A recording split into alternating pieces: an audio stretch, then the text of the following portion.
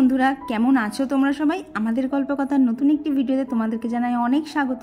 আশা করছি সবাই খুব ভালো আছো আর সুস্থ আছো, আর আমরাও কিন্তু বেশ ভালো আছি। আর আজকের দিনটা হচ্ছে শুক্রবার, আর এখন ঘড়ির কাঁটায় বাজে ওই সকাল 6:30টার মতো হবে। তবে চলো তোমাদেরকে সাথে নিয়ে আজকে একটা নতুন ব্লগ শুরু করে দিলাম। আশা করছি আজকের ভিডিওটা তোমাদের ভীষণ ভালো লাগবে। আর জানো তো, 6:30টার থেকে শুরু করলে ওই যে উঠেছি কিন্তু অনেকটা আগে, নিচে সমস্ত বাসি কাজ কমপ্লিট করে ফেলেছি। আর তারপর এখন এসে এই যে উপরটা করে নিচ্ছি। তো দেখলে তো উপরের কাজও মোটামুটি শেষের দিকে। এখন এই ঘরটাকে একটুখানি ক্লিন করলেই কিন্তু আমার হয়ে যাবে। আর আরও কেন বলো তো তাড়াতাড়ি করছি, কৌশিক বেরোবে, তাই যতটা তাড়াতাড়ি সম্ভব দেখো একদম ঘরের মধ্যে হামাগুড়ি দিয়ে আর কি ঝাড়টা দিয়ে নিচ্ছি, মানে যতটা তাড়াতাড়ি সম্ভব করা যায়। কারণ ওই বললাম না, ওর টিফিন বানাবো, তো এইগুলো করে নিয়েই আবার চলে যেতে হবে নিচে। কি বলো তো, যেদিন না ওর বেরোনো থাকে সকালবেলা, সেদিনকে আমার একটুখানি তাড়াই থাকে। তবে যেদিন বেরোনো থাকে না অতটা অসুবিধা হয় না। অনুষ্কা দাস দিদিভাই কমেন্ট করে জানতে চেয়েছে যে শ্বশুরমশাইকে কি ব্রেকফাস্ট দেয়। তো শ্বশুরমশাইয়ের প্রত্যেক দিনই ওই একই ব্রেকফাস্ট থাকে, 1 গ্লাস করে দুধ আর 4টে করে ব্রাউন ব্রেড। তাই প্রত্যেক দিন একই থাকে, তো তাই প্রত্যেক দিন আর শেয়ার করি না। আর জিজ্ঞেস করেছিলেন যে 11টার সময় টিফিন খেলে বর কিছু বলে না। তো কী বলো তো দিদিভাই, প্রত্যেক দিন 11টা হয় না, স্পেশালি বৃহস্পতিবারে হয়। এবার কি বলো তো, বৃহস্পতিবারে আমি যখন লক্ষ্মী পুজোটা করি না, আমি সকাল থেকে জলও খাই না, খাবার তো অনেক দূরের কথা, মানে পুরো উপোস করেই পুজো দিই। তো সেই জন্য না, ও যদি বাড়িতে থাকে ও বলে থাক, আমাকে আর আগে করে দিতে হবে না, চলো যা রান্না হবে একসাথেই ব্রেকফাস্টটা করবো। এইবার যদি ধরো বৃহস্পতিবারে ওর বেরোনো থাকে, তখন তো সেদিন ওকে আলাদা করে তাড়াতাড়ি আগে করেই দিতে হয়। তো এইটাই হচ্ছে ব্যাপার। তবে কোনো দিনই জানো তো খাওয়ার টাইমিং নিয়ে ও কিছু বলে না, কারণ ও তো দেখতেই পাইছে আমি একটুও বসে থাকি না। যেহেতু গোটা বাড়িটাই আমাকে একা মেনটেন করতে হয়, তাই এদিক ওদিক ঝাঁটফাট দেয়া, তারপরে জিনিসপত্র গুছিয়ে রাখা, এইসব করতে করতে কিন্তু আমার অনেকটাই সময় চলে যায়। তো এই দেখো তোমাদের সাথে গল্প করতে করতে ওপর থেকে নিচেও চলে এসেছি। এসে এখন ওই যে বললাম না ও বেরোবে, তো এখানে ওরই ব্রেকফাস্টটা রেডি করে দিচ্ছি। তো ব্রেকফাস্টটা জলদি আর কি হয় বলো, আলুর তরকারি হয়। তো আজকে একদম প্রেশারেই বসিয়ে দিচ্ছি সব কিছু দিয়ে। ওই যে নুন, হলুদ, তেল, একটু সয়াবিন দিয়েছিলাম, একটু শুকনো লঙ্কা দিয়েছিলাম চিড়ে, মানে ফাটিয়ে। তো সেই সব কিছু দিয়ে ওখানে আলুর তরকারিটা বসিয়ে দিয়ে এখানে এই যে রুটিগুলোকে এক এক করে নিচ্ছি। সকালবেলা না ও বেশি ভাজাভুজিও খেতে চায় না, আবার কোনো যে মশলাপাতি দিয়ে ভালো করে তরকারি করে দেবো সেটাও ঠিক খেতে চায় না। আর কি বলো তো, চটজলদি সকালবেলা এই আলুর তরকারিটাই হয়ে যায়। আর এইরকমভাবে সিম্পলভাবে আলুর তরকারি না আমার আর ওর দুজনেরই খুব পছন্দের, তাই আমাদের এইটা হলে কিন্তু আর কিছু লাগে না। তো এই যে ওকে এখানে ব্রেকফাস্টটা দিয়ে দিচ্ছি, আর এরপর ও খেয়ে বেরোবে। আর জানো তো, রুটি করতে গিয়ে একটা ছোট্ট পুচকে রুটি হয়েছে, সেটাও ভাবলাম আমার আর খেতে ইচ্ছাও করবে না, ওকেই দিয়ে দেই। তো খাওয়া দাওয়া কমপ্লিট করে ও তো বেরিয়ে গেছে। এইবার আমি ঝটাপট রান্নাগুলো আর কি জোগাড়টা করে রেখে যাব। তার কারণ হচ্ছে একটুখানি বেরোবো, মানে কৌশিক তো নেই, ওর সাথে বেরোনো হবে না, তো বেরোবে হচ্ছে দুষ্টুর মার সাথে। তো সেই জন্য একটুখানি তাড়াতাড়ি কাজগুলোকে সেরে নিচ্ছি। আর আজকে গাছে জল দিতেও অনেকটাই দেরি হয়ে গেছে, ছাদে আসার সকাল থেকে সময়ই পাইনি। তো গাছে জল দিয়ে এখন এই 9:30 মতো বাজে, এই দিকের গাছগুলোকেও সব নামিয়ে দিলাম, কারণ বললাম না একটুখানি বেরোবো, তো এই ঝমঝম করে এগুলোকেও নামিয়ে দিচ্ছি। কী বলো তো, এদেরকে সকালবেলা না ওই আর কি সকালের হালকা রোদটা একটুখানি খাওয়াই, তারপর ওদেরকে জায়গার জিনিস মানে যেখানে যেখানে থাকা সেখানে দিয়ে দিই। তো উপরের কাজ আর বলতে গেলে কিছুই নেই, সমস্ত কিছু করে ফেলেছি, এমনকি ঘরটাও মোছা হয়ে গেছে। তো এখন নিচে এসে আজকে রান্না করবো যে চটজলদি ফুলকপি আলুর তরকারি। তো ফুলকপিটাকে কেটে রেখে তারপরেই যাবো, কারণ কি বলো তো, আসতে তো খানিকটা লেট হবেই। আর এসে না ওই কাটাকাটি করে রান্না করতে ইচ্ছা করবে না, কিন্তু যদি জিনিসপত্রগুলো দেখলাম কাটা থাকে, তাহলে না টুক করে রান্নাটা হয়ে যাবে। তো এই যে দিনের বেলা বেরোবো, কি আর মেকআপ করবো, একটুখানি সানস্ক্রিন, একটুখানি আমার ছোট্ট চোখগুলোকে কাজল দিয়ে বড় বড় করে নিলাম, আর একটুখানি লিপস্টিক। আর রোদের মধ্যে বেরোচ্ছি, শুধু মুখকে মানে শুধু যদি মুখেই সানস্ক্রিন মাখি তা কি আর হবে, তাই একটুখানি হাতেও আমার যেটা সানট্যান মানে সেফ সান যে বডি লোশনটা আছে লোটাসের, সেটাও দিয়ে দিলাম। আর ওই দেখো ঘড়ির কাঁটায় এখন বাজে হচ্ছে 10টা বাজতে ওই 2 মিনিট মতো বাকি আছে, ঘড়িটা 5 মিনিট ফাস্ট আছে। তো এই যে সমস্ত ওপরের যা যা ছিল সব হয়ে গেছে। এখন দুষ্টু আমাকে ডাকতে এসেছে যে ও আন্টি তোমার হয়েছে, আমাদের কিন্তু হয়ে গেছে। তো যেই দেখলো আমি এখানে রুটি তরকারি খাচ্ছি, ও আমার সাথে বসে খানিকটা খেয়ে নিল, দিয়ে এই যে 3 জনে মিলে বেরিয়ে পড়লাম। দিয়ে বেশি দূরে না, ওই ধরো বাড়ির থেকে 10 মিনিট দূরেই চলে এসেছি হচ্ছে এইখানে কাপড়ের দোকানে। তো আমি কিনতে আসিনি, কিনবে হচ্ছে দুষ্টুর মা। ওই আমি একটুখানি দেখা সাক্ষাতের জন্য এসেছি, কারণ শাড়ি জিনিস কখনোই কৌশিক নেই, তারপরে আমার মাও সাথে নেই, একা একা তো কোনো মতেই আমি শাড়ি কিনবো না, কারণ আমি শাড়ি সব বুঝি না। তখন এখান থেকে নিজের মন মতো শাড়ি কিনতে গিয়ে টাকাটাকে নষ্ট করব না, অতটা সাহস এখনও হয়ে ওঠেনি। তো এখানে এই শাড়িটারই দেখা চলছিল। আর এইদিকে দেখো দুষ্টু ঠিক গিয়ে কুলারের সামনে দাঁড়িয়ে রয়েছে আর শুধু বলছে এই সুইচটা টিপে দেবো, ওই সুইচটা টিপে দেবো। কী অবস্থা! আর সারা দোকানটাতেও এত দৌড়াদৌড়ি করছে না, একবার যেন কাঁচের দরজার সাথে গিয়ে ধম করে ধাক্কা খেয়েছে আর এত জোরে আওয়াজ হয়েছে সারা দোকানের লোক পর্যন্ত ভয় পেয়ে গেছিলো। তো তারপর আর ভিডিও করা হয়নি, কারণ দুষ্টু এত জ্বালাতন করছিল যে ওকে ধরে রাখতে গিয়েই আর অন্য কিছু করা হচ্ছিল না। তো এই যে তারপর চলে এসেছি বাড়ি, আর রান্না তো কিছু করে রেখে যায়নি। তো দেখো এসেই আগে ওদিকে ফুলকপিটা একটুখানি নুন জলে সেদ্ধ করতে বসিয়ে দিলাম, দিয়ে এদিকে ভাত বসিয়ে দিয়েছি, দিয়ে এবার ঝমঝম করে ফুলকপি আলুর তরকারিটা করে নেবো। আজকে আর সেরকম কিছু রান্নাবান্না করবো না, কারণ দুপুরে কৌশিক খাবেও না, ওষেও রাতে আসবে। আর বাপির আর আমার একটা কিছু হলেই হয়ে যায়, আমাদের অত খাওয়ার বাজ বিচার নেই গো। হ্যাঁ, তবে বাপির কি একটুখানি তেল মশলাটা কম হলেই হয়ে যায়, এইটাই বাপির যা একটুখানি দাবি বলতে পারো। তবে চলো বন্ধুরা, এই কাজগুলো করতে করতে তোমাদের সাথে আরও বেশ কিছু কমেন্ট শেয়ার করে নেওয়া যাক। তো আগের ভিডিওতে এক্সপোজ উইথ রিম্পা থেকে দিদিভাই জানতে চেয়েছে যে চ্যানেলের সাবস্ক্রাইবার আর ভিউ কোনোটাই বাড়ছে না, তাহলে কি নতুন চ্যানেল খুলবো? তো দিদিভাই তোমাকে বলবো এক সপ্তাহ একটুখানি ডেলি ভিডিও দিয়ে দেখো, যদি দেখো যে একদমই কোনো ইমপ্রুভমেন্ট হচ্ছে না তাহলে তুমি নতুন চ্যানেল খোলো।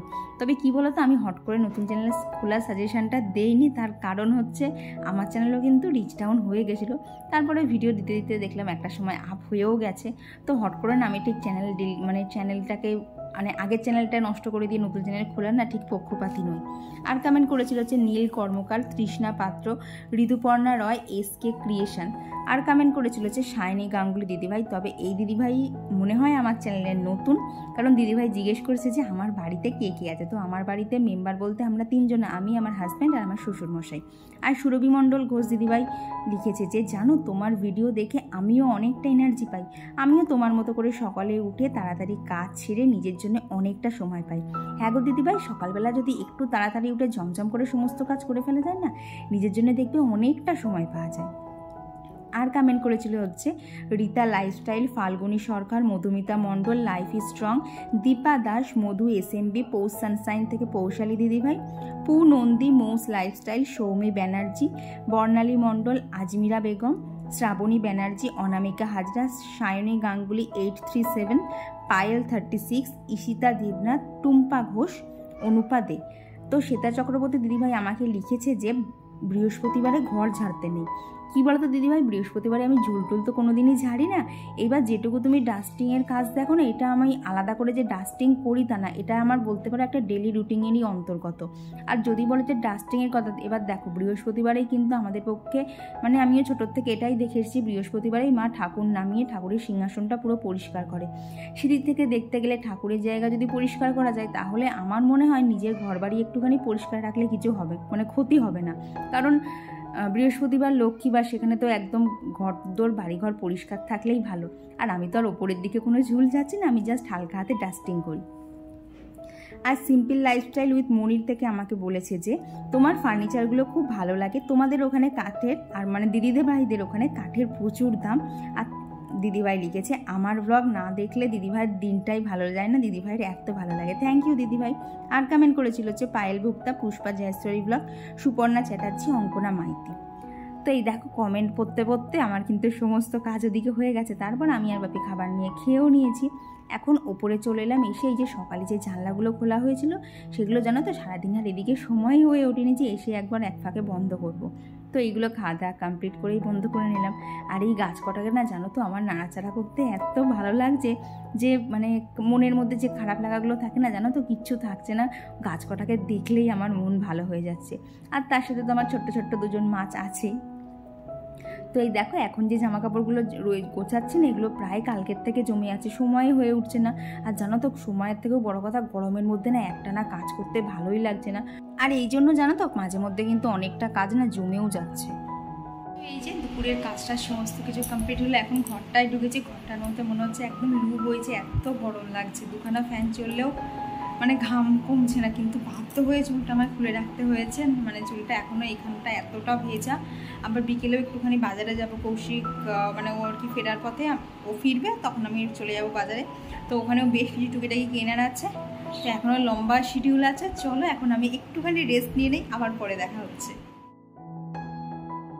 গুড আফটারনুন বন্ধুরা। তো তখন তোমাদেরকে দুপুরবেলা বললাম না একটুখানি রেস্ট নেবো, রেস্ট তো হলো না, কারণ বেডটা এত পরিমাণে গরম। আমি সারা খাটে শুধু লুটোপুটি খেয়েছি যে কোন দিকটা গেলে একটুখানি ঠান্ডা পাবো। তো শোয়া তো যথারীতি হয়নি, এত বিছানাটা গরম।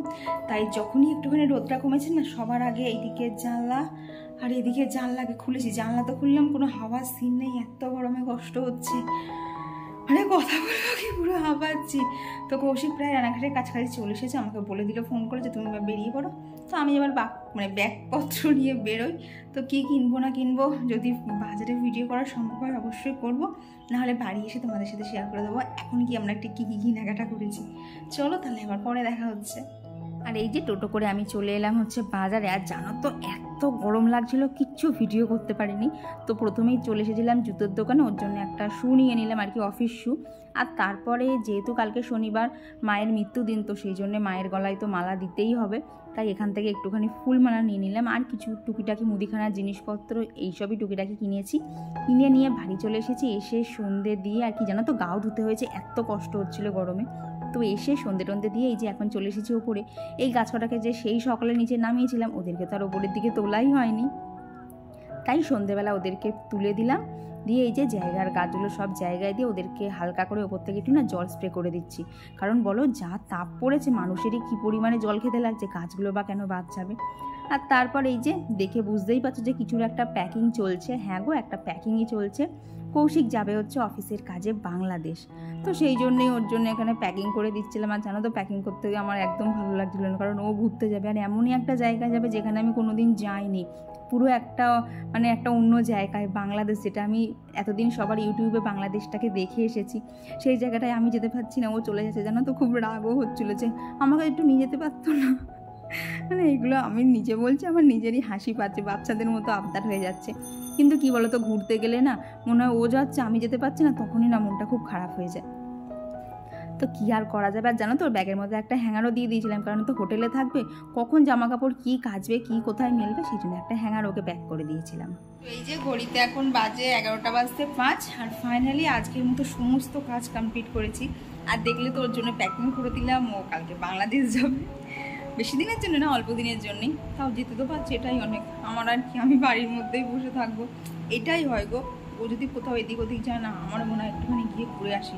প্রত্যেক দিন একঘেয়েমি বাড়ির মধ্যে না থাকতে ভালোও লাগে না। তো তারপরে দেখছিলাম তো প্যাকিং করছিল, তো তারপরে নিচে গেছি, পুরো ঘুমাতে ঘুমাতে আজকে রুটি করেছি। মানে রুটিটা করছি আর চোখটা বন্ধ হয়ে যাচ্ছে, এত পরিমাণ ঘুম পাচ্ছে, কিন্তু কিছু করার নেই, রুটিটা আমাকে করতেই হবে, সে ঘুমাতে ঘুমাতেই হোক আর জাগতে জাগতেই হোক। তো সমস্ত কিছু কমপ্লিট করে ঘুরে এলাম। আর এখন যদি আমি বিছানায় শুই, আমাকে সিরিয়াসলি আর খুঁজে পাওয়া যাবে না, আবার কাল সকালে দেখা হবে। তো চলো বন্ধুরা, আজকে ভিডিওটা এখানেই রাখছি। ভিডিওটা ভালো লেগে থাকলে অবশ্যই একটা লাইক করে দিও। আর কেমন লাগলো তোমাদের আজকে এই ভিডিওটা অবশ্যই কিন্তু কমেন্ট বক্সে জানিয়ে। চলো আজকের জন্য গুড নাইট, টাটা, দেখা হচ্ছে খুব তাড়াতাড়ি আবার পরবর্তী ব্লগে।